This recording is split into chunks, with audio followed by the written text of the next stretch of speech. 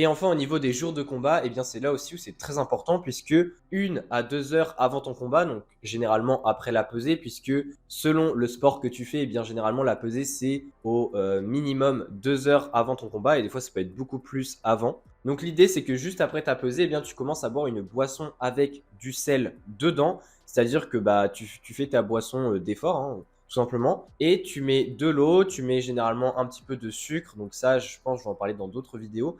Mais globalement, tu mets un certain pourcentage de sucre, soit avec du jus de fruits, maltodextrine, enfin, il y a plein de façons de le faire. Et à côté de ça, eh bien, tu ajoutes aussi du sel. Généralement, pour le sel, tu peux en ajouter une pincée, voire même 2 pincées, ce qui équivaut à un quart ou une demi-cuillère à café par litre de boisson. Et c'est cette boisson-là qui va te permettre, on va dire, d'être une boisson de pré-combat pour que justement tu te réhydrates de la manière la plus optimale possible sans avoir non plus trop de sodium puisque là ça devient inutile. Mais évidemment selon ta stratégie alimentaire avant ton combat, donc c'est-à-dire si tu as beaucoup de temps après ta pesée avant justement de combattre, et bien là tu peux avoir une stratégie avec des aliments qui sont plutôt riches en sodium et qui ont également pas trop de lipides. Enfin bref, c'est toute une stratégie et ça pareil, j'en reparlerai dans une autre vidéo parce que c'est beaucoup trop long à expliquer pour cette vidéo qui est quand même dédiée au sel de base.